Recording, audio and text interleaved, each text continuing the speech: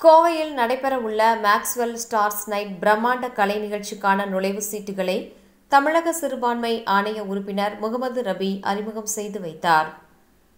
கோவையில் சன்மார்ட் மீடியா குழுமம் மற்றும் மேக்ஸ்வெல் அறக்கட்டளை ஆகியோர் இணைந்து மேக்ஸ்வெல் ஸ்டார்ஸ் நைட் என்னும் பிரம்மாண்ட கலை நிகழ்ச்சி கோவை இந்துஸ்தான் கலை அறிவியல் கல்லூரி வளாகத்தில் டிசம்பர் 22ஆம் தேதி நடைபெற உள்ளது.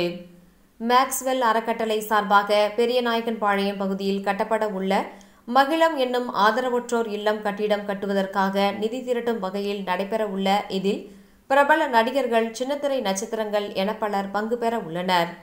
இந்நிலையில் இதற்கான அனுமதி சீட்டுகள் அறிமுக விழா கோவை காந்திபுரம் பகுதியில் உள்ள சன்மார்ட் மீடியா குழும அலுவலகத்தில் நடைபெற்றது. சன்மார்ட் மீடியா குழுமத்தின் நிர்வாக இயக்குநர் டாக்டர் சரவணன் தலைமையில் நடைபெற்ற விழாவில் சிறப்பு விருந்தினராக தமிழக சிறுபான்மை ஆணைய உறுப்பினர் முகமது ரபி கலந்து கொண்டு கலை நிகழ்ச்சிக்கான டிக்கெட்டுகளை அறிமுகம் செய்து வைத்தார். இந்நிகழ்ச்சியில் மேக்ஸ்வெல் அறக்கட்டளை நிறுவனர் முருகன், நுகர்வோர் விழிப்புணர்வு மையத்தின் நிறுவனர் அப்துல் மஜித், ஆஸ்கர் ப்ராப்பர்ட்டிஸ் நிறுவனத்தின் தலைவர் முருகேஷ், ஜீவசாந்தி அறக்கட்டளை சலீம், பசியில்லா கோவை அறக்கட்டளை சையத், சன்மார்ட் மீடியா குழுமங்களின் துணைத் தலைவர் ஷாகுல் ஹமீத், கோவை தல்கா ஆகியோர் கலந்து கொண்டனர்.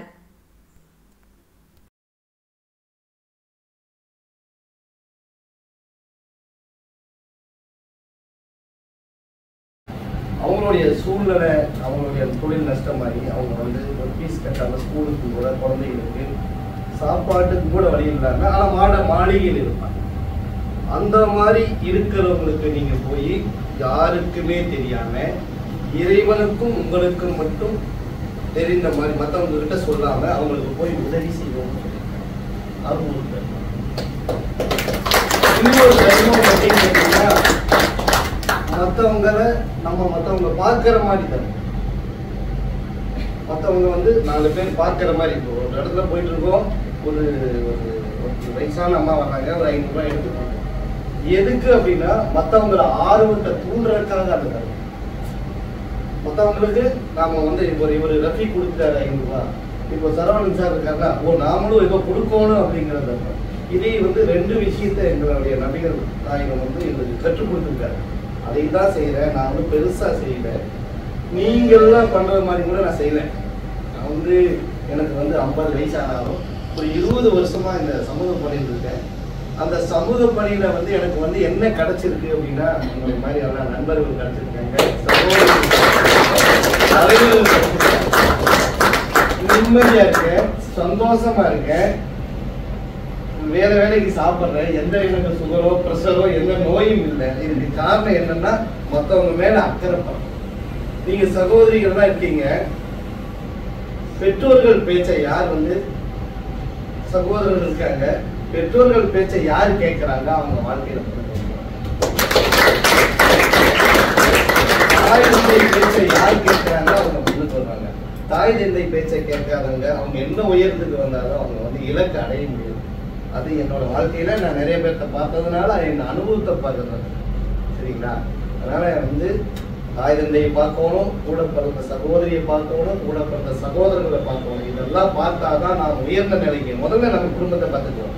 அண்ணன் தம்பி இருப்பாங்க, சித்தப்பா அம்மாக்கு இருப்பாங்க, படிக்க மாட்டாங்க, அவங்க ஒரு இடை நீக்கமா இருப்பாங்க, காசு இல்லாம பணம் இல்லாம. அவங்களுக்கு ஒரு உதவி செய்வோம். முதல்ல நம்ம இருந்து ஆரம்பிப்போம். அதுக்கப்புறம் நம்மளுக்கு எல்லாம் சுத்தி இருக்கிற இப்போ என்ன உதவி செய்யறதுனால என்ன அப்படின்னு நினைக்கிறீங்களா? இப்போ நான் ஒரு மதுரையில 500 ரூபாய் பாக்கெட் இருக்கேன். 500 ரூபாய் தான் சாப்பிட்டுட்டேன். மதுரையிலிருந்து வர்றதுக்கு இங்க எவ்வளவு சார் டிக்கெட்? பஸ் கார்பரேஷன் பஸ்ல 350 ரூபா இருக்குமா? இப்போ அந்த 500 ரூபா நான் பாக்கெட்ல வச்சுக்கிறேன். என்னோட கேரக்டர் தான் 500 ரூபா தான் இருக்கு. ஆனா நான் கோயம்புத்தூர் ஒரு அம்மா வர்றாங்க, இது 500 ரூபாய் கொடு, எனக்கு எங்க வீட்டுக்காரருக்கு மருந்து வாங்கி தரணும் அப்படின்னு கேட்கறாங்க. அந்த 500 ரூபாய் எடுத்து கொடுத்தோம். நான் கோயம்புத்தூருக்கு போகணும், 350 ரூபாய் டிக்கெட் வாங்கணும்னு நினைக்க மாட்டேன். 500 ரூபாய் எடுத்து கொடுத்தோம். என்னை படைத்த இறைவன் எனக்கு கொடுப்பான்னு அந்த ரூபாய் நினைக்கவே மாட்டேன். அந்த நேரத்தில் 500 ரூபாய் கொடுத்தா எனக்கு மருந்து வாங்கி என் கணவரை காப்பாற்றணும்னா அந்த 500 ரூபாய்க்கு என்னோட கேரக்டர். அந்த கேரக்டர் எல்லாருமே உருவாக்கிட்டா நம்ம வெற்றி அடைஞ்சிருக்கோம்.